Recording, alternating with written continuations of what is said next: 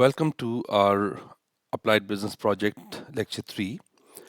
In this lecture, we will talk about our methodology and how to fill our ethics approval form before we start our data collection. So, by the end of this lecture, you should be able to understand what is required in your methods and the ethics approval form. You should be able to understand the difference between qualitative and quantitative research.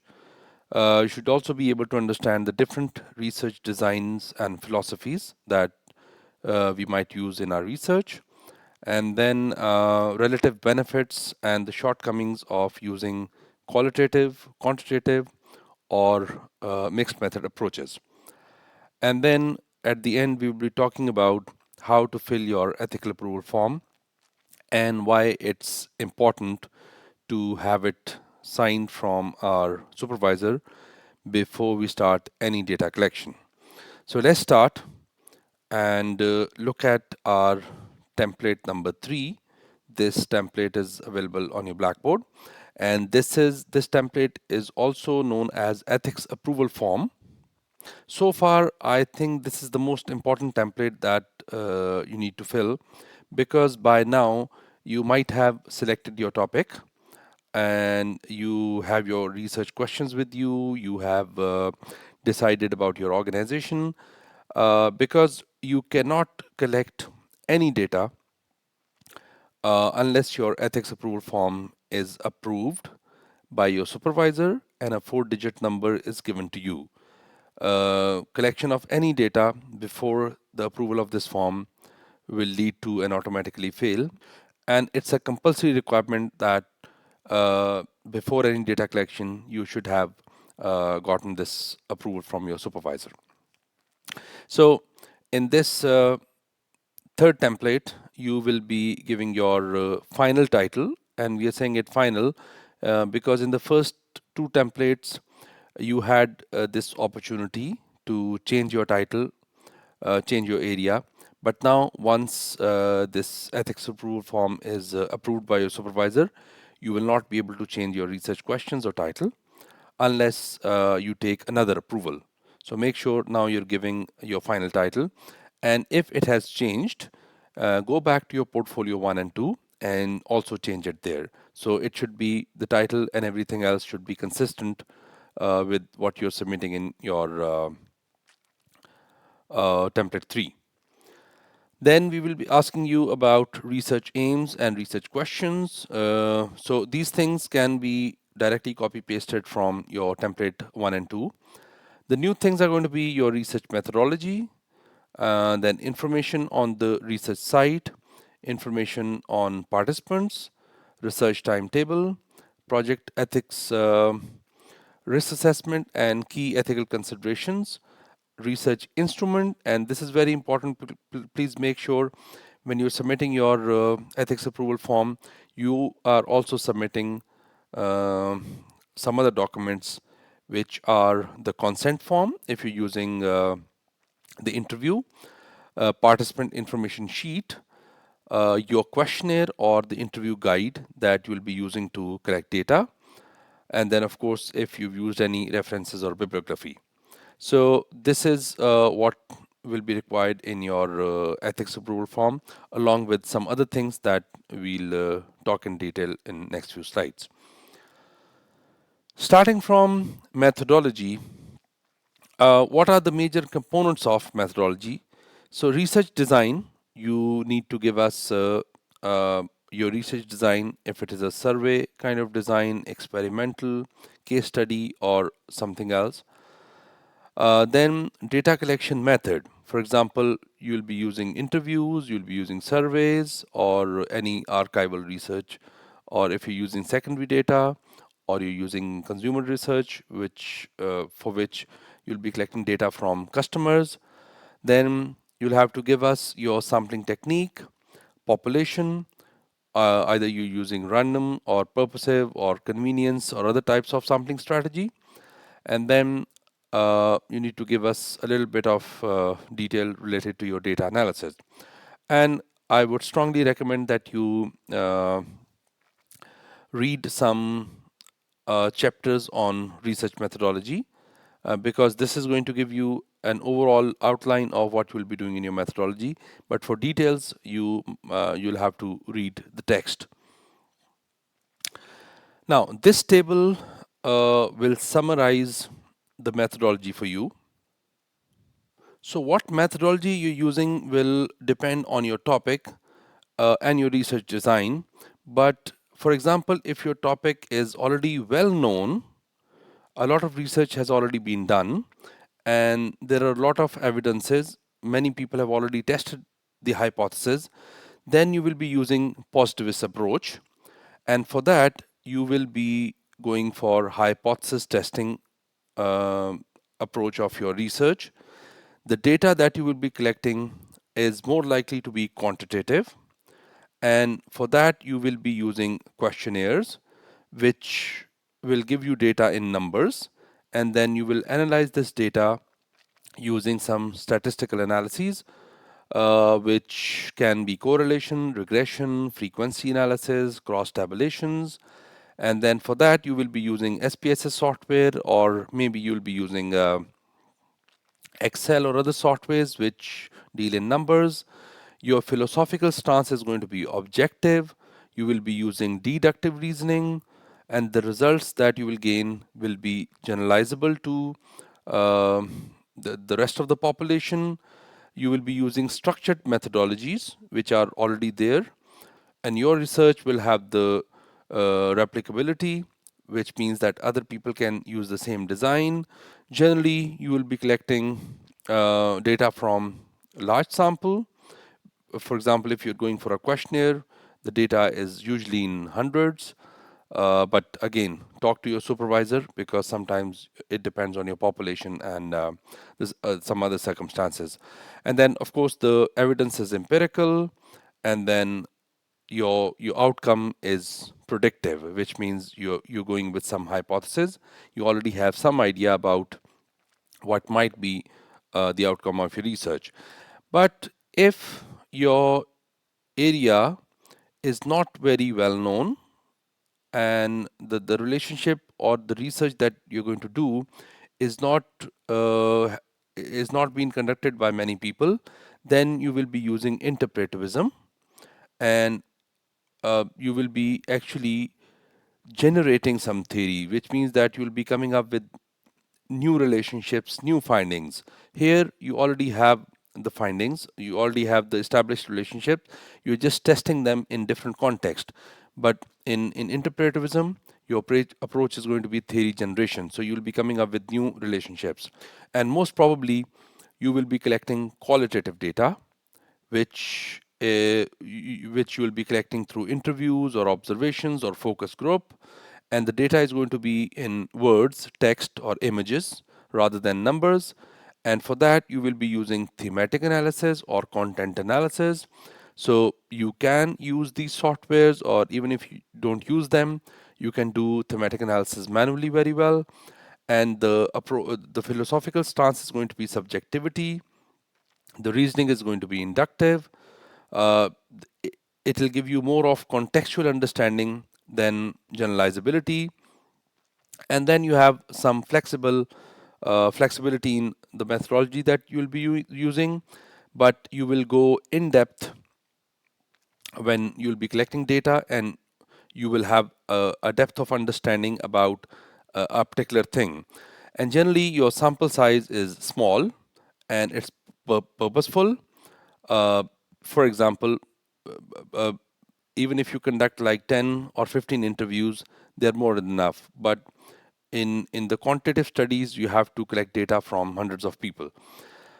Then it gives you the evidence in the form of meaning and experiences that you get when you're collecting data.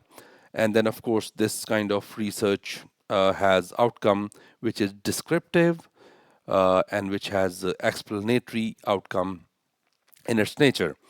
And when you mix both, then you actually go for pragmatism, which is also known as mixed methods.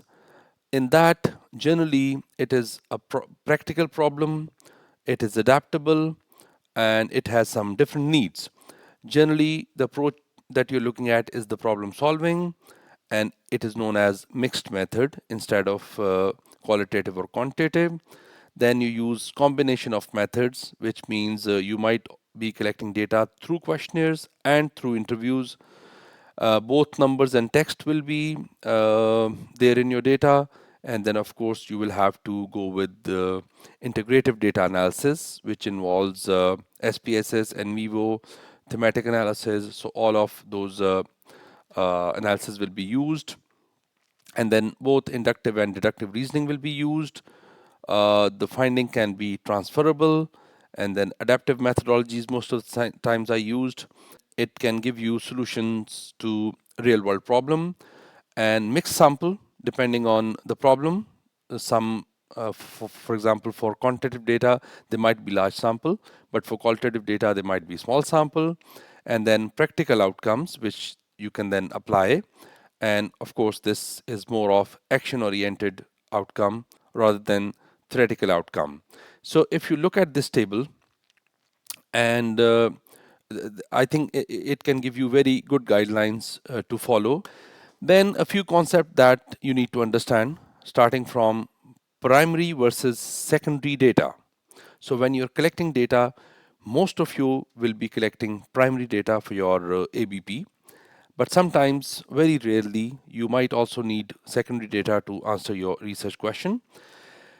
Now, the primary data is a data which you're collecting only because of your research. And this is the data that you're collecting for the first time. So if you're going to some employees and asking them about factors that are impacting their organizational commitment towards some organization. Now, that is the data which is generated because of your research. So because of you doing that research, you collect that data. That is why we call it a primary data, specifically for your own research project. This kind of data is usually gathered using surveys, interviews that you are conducting for yourself only, focus groups, observations, and sometimes experiments. But on the other hand, secondary data refers to the data that has already been collected by some other researchers or by other people or some other organizations for some other purpose, but you as a researcher use that data to answer your research question. So for example, companies they write their reports, their annual reports. They're not writing them because one day you will do research and then you will use that data, but you use their reports to answer your research question. But that data was not created for you, it was created for some other purpose, but now you've used it, so you're using the secondary data. So it is possible, very rarely in ABP, that your research requires secondary data. For example, market reports and academic research article studies. If you use them to uh, to find something, then you're using secondary data. So in the same way, if you just think, if you're using data from newspapers, the newspapers were not written because you were conducting some kind of research. They're written for some other purpose, but you use that data to answer your research question, then it becomes a secondary data. So make sure you understand the difference between primary and secondary data, and then you write it in your ethics form and the methodology chapter, which kind of data you're collecting. Then there is another important difference between the two data types, which is quantitative and qualitative. So in simple manners, if you're collecting data in numbers, so the end thing that you get is in numbers, and you will apply some statistical or mathematical equations or mathematical or statistical tests in order to analyze this data, then your data is quantitative because it is giving you some kind of quantity. But if your data is in words or observations or something which is not numbers, then it is a qualitative data. Make sure uh, because sometimes you confuse this with surveys and interviews. So, for example, if I'm conducting surveys, I'm asking something related to the happiness of people at workplace. Although happiness might look like a qualitative variable, but the data that I'm collecting is in Likert scale, which is 1 for strongly disagree to 5 for strongly agree. Now, eventually, I will be collecting data in numbers, which is 1, 2, 3, 4, or 5. So, this data is actually numbers, although my variable might be qualitative, but the data I'm collecting is quantitative, it's numbers. And then I will also be analyzing this data through SPSS or Excel or other quantitative softwares. So this will be my quantitative data.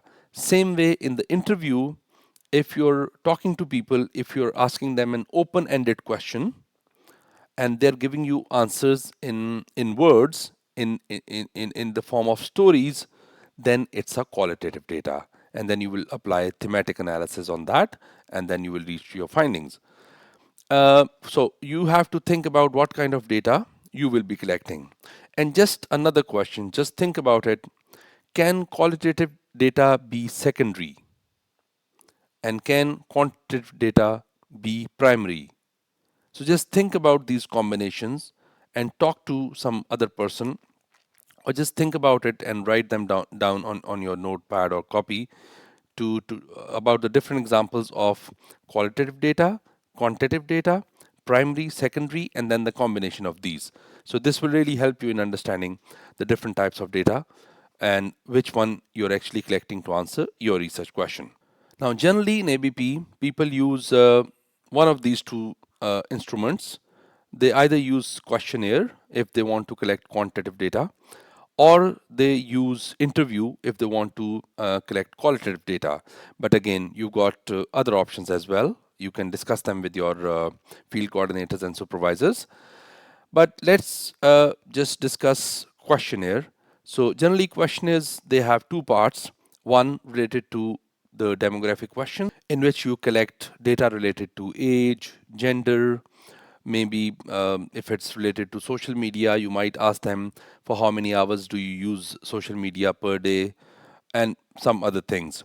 And then you have a second part which is related to the direct questions or the statements using Likert scale, which we have just talked about, strongly agree to strongly disagree, or some other form of scales to collect data related to your items. Item means statements which you need in order to do analysis on and then answer your research question.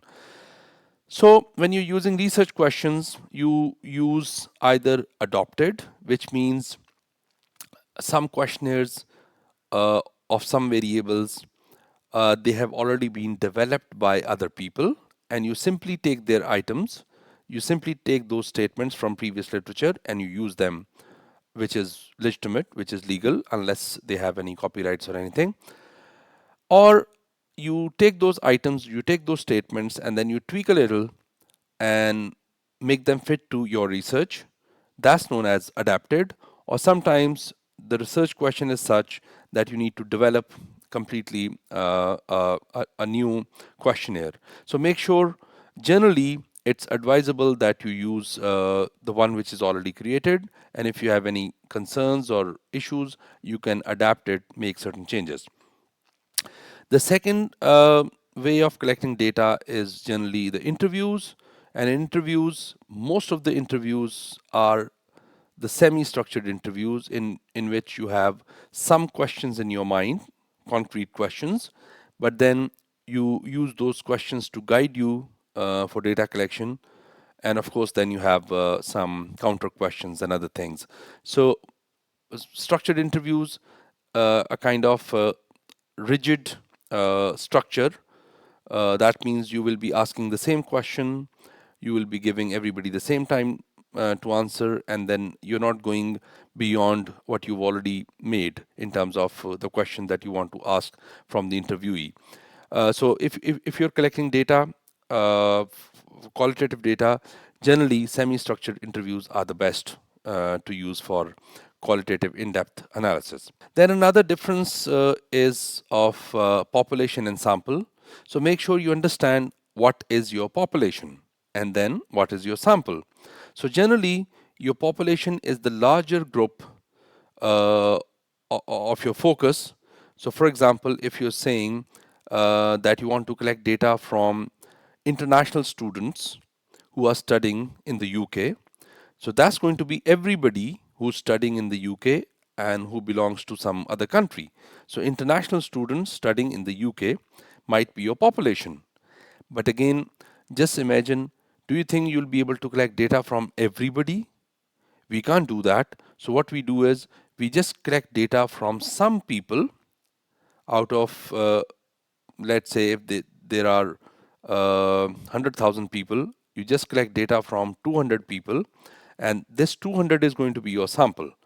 And then you apply test on the data uh, that you've collected from these 200 people, and the findings that you got from 200 people can be generalized on all the population. So population is all the relevant people, but sample is because we are saying that it's not possible to collect data from each member. Therefore, we collect data from a subset of population, which is known as sample. So make sure you understand the difference between population and sample. And then some famous sampling strategies, because you need to use one in order to justify that your research is rigorous and it's systematic. For detail on these sampling strategies, I would strongly recommend that you study one of the chapters from the book when you're doing your methodology chapter. But let's just give you a little concept about what is sampling. So sometimes we use simple random sampling. In this method, every individual in the population has an equal chance of being selected. This is often done by randomly selecting people from a list or using random number generator. So if you go to Excel and you use the rand between formula, that will give you some random generation of numbers. For example, if you've got 1000 people, part of your population, you can generate 100 random numbers and then you can collect data from them. Now, important thing in random sampling is that you need to have a list of people who you want to collect data from, because otherwise you won't be able to generate random numbers. So, for example, if one of the random numbers is 87, so a person who is on the 87th number in the list of 1000, you will collect data from this number, and the same way you will come up with 100 random sample, and then you will collect data. You can also pause and read this example for more clarity. Then stratified sampling, in which you actually make stratas. In this method, the population is divided into different subgroups, which means you can divide them in gender, age, or nationality, and then you select people from these stratas. So, what, for example, if you have to collect data from 100 people, you will say uh, gender is one of my stratas. So, what you will do is you will collect 50 from one gender and 50 from other gender. The same way, if you talk about nationalities and age, so you'll make the stratas and then you'll collect data from them. Again, go through this example, it might clarify some of your concepts. Cluster sampling. So sometimes you divide people on geographical basis and then you collect data. So for example, if I want to collect data from the international students studying in the UK, I'll make different clusters, for example, London, Scotland, and Midlands. So let's say if I have to collect data from 90 people, I will go 30 from here, 30 from here, and 30 from here. So this way I will be able to collect proportionate data from all the areas, which will be a good representation of the data from the UK. Systematic sampling. Sometimes we call it systematic random sampling. So if you've got a list of people with you and you apply some kind of system on it, which means that you will be collecting data from the nth individual. Nth it can be any number. So let's suppose if I'm using 3 as my systematic number. So what I'll do is I'll collect data from this person, and then after this I will go to the third person, and then from here to the third person and then onwards. Or maybe I'll go to every second person and then it'll be person 2, 4, 6, 8. And the same way you can have any number and then it'll be known as the systematic sampling or systematic random sampling. Sometimes when especially we do not have a list of people, or sometimes we do not uh, have the exact identification of population. For example, how many people are buying jeans? So we do not have a particular list of people who are buying jeans and using or wearing jeans. So in that case, you go for convenience sampling. So this is a non-random sampling method where participants are selected based on ease of access and availability. So when you do not have any list or any other identification measures, you go for convenience sampling and then you distribute your survey or you interview people who you can easily reach, easily find. So you can again read this example for more clarity. And then purposive sampling. It's a judgmental sampling, and generally it is used when you have to collect data from few people and making sure that these people are the ones who can give you answer to your research question. So when if you're using any qualitative data, interview data, then you will be using this method. You can again read this example. So then we have snowball sampling. This is usually used when you're studying something which you do not know who has the data, and it's really a small group of people who has the answer to your research question. So then what you do is you start with one person which you know or you get hold of, and then you take reference from this person, and then you move to another one and to another one, and that way you can generate some good sample of people who can give you some data. Then there's another strategy which is known as census.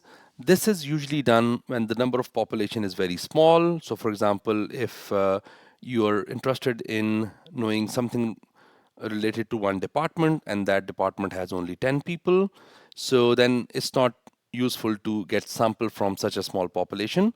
So what you do is you collect data from all these 10 people, which means that you're doing census. The next thing that we have to discuss is ethical considerations. Now, these things are very important. For this, I would recommend that you thoroughly study the ethical policy of data collection on UV website and go through the material that we've uploaded on Blackboard.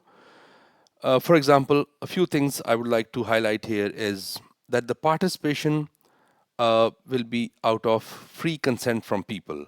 So this means if you're using interviews, you should get signed consent form from each interviewee that they're giving you permission to collect data from them. And if you're using a questionnaire, you need to have the first question of the consent, that the participant is giving you consent that you can collect data and you can use it for your research. But again, even if you've done that, you will not use that data anywhere else, and you will keep it anonymous and confidential, and it will not be disclosed to anyone. And then, of course, you will only be using it for research purpose, and findings can be shared with those respondents, and the respondents have got full right to withdraw at any point in time, and the researcher will handle the data with strict confidentiality. It will be saved at some safe place. We'll talk about that when we'll go to our ethics form. It will not be forged. And then please go through the ethics approval form, because this should be filled and approved before you start any data collection. If it's a low risk, then your supervisor will be able to give you the permission. Otherwise, it might go to ethics board of the university, and that might take a lot of time. So make sure you're not choosing any topic which is of sensitive nature. Now, some pros and cons of using a questionnaire. It's a useful thing. You can collect data from lot many people. You can reach people who are uh, sitting uh, at at different places. It's quick, efficient, cost effective, and can involve large sample size and can be dispersed geographically to any place. But again, it lacks depth and detail, difficult to follow up. Response rate and biases are there, and then there is lack of flexibility. uh, you're not sure that if you're sending it to right people or the right people are actually filling it. If you're using interviews, you can build rapport with your respondents. They can give you detailed answers, and you can get a very in-depth analysis of the phenomena that you're trying to investigate. But at the same time, the reliance on willingness to participate of the participant, this can be difficult at times. It can be time consuming, because it might take you some time to chase them up and ask them for particular time. Interview biases can also make your data not very reliable. And then presence of the researcher, you're not sure if they give you the right data or not. And then we've got mixed method. It's a combination of qualitative and quantitative method, which means that you're collecting both the data. The good part of the mixed method is that it gives you both the perspectives, and sometimes you come up with the in-depth understanding of a phenomena, but at the same time it can be very time consuming. You might end up getting contradictory findings. Your qualitative data is saying something else, your quantitative is saying something else. So generally what we do is unless it is very much required, we avoid this kind of approach. But if it is required, of course, then you have to collect data both qualitatively and quantitatively. Now, this is one of the examples of a Gantt chart or your timelines. So you can have the activities over here and then your timelines over here. Look at your calendar, you can look at your deadlines, and then you can come up with a calendar that you will be submitting with your ethics approval form. And think about the ramification of your research, then ensure your safety and participant safety, and only collect data that you need. You need to keep these things in mind. And when you will be filling your ethics approval form, if any of these things, if it is a yes, then your research is going to be high risk research, and your ethics approval form will be forwarded to the ethics committee, which might take a lot of time, and you might lose some time because you cannot start data collection before you get your ethical approval. So make sure none of these things are yes in your ethics approval form or data collection. If they are, then use some proactive approach, talk to your supervisor, talk to me, and then we'll have it done in good time. Now, when you will be filling research ethic form, this table can help you. If you look at these answers, it might help you when you will be filling your answers. But of course, it will depend on what kind of research question you have and what kind of topic or the research design that you're continuing with. So you can read this. We also have some information related to these on Blackboard, and there's a complete guideline on how to fill your research ethic form. Now, some important things. If you're using an online questionnaire, you must and only use Qualtrics. And I've given a link in your module handbook. If you want to see, you can go and watch that video of how to use Qualtrics. So you can only collect data through Qualtrics, and you will be sharing the link of this with your supervisor. You will be making your supervisor as the collaborator on Qualtrics. And then if you're using interviews, we would strongly recommend that you use Teams, because that's the official thing that we use here. And that get permission from participants to record and keep this recording with you, because the university has all the right to ask for these recordings and transcriptions. Once you have your data, save it on UV OneDrive. It's safe. If you need, you can book a room for your interviews, which will give you some quiet space. And then if you're giving code to respondents, because you won't be allowed to give names of the respondents anywhere, if you're giving them any codes, keep the code sheet at different place than the data, and stick to the commitments that you make with your uh, with your participants. If there's anything changing, let your supervisor know, let me know, or let your field coordinators know. Some last things: mixed method is not always a best method because it's time consuming. So only use it if you really need to use it. This is not your supervisor's project, this is your project, and you will be responsible for it. And please make sure you cannot collect any data unless you get your ethics approval form signed off by your supervisor. This is automatically an assessment offense, and you will fail if you've collected data without this approval.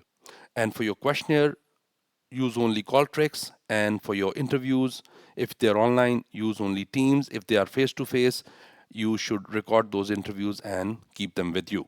Now, after that, Easter time will be your writing period, and you should make sure that all of your questions are answered before those Easter holidays.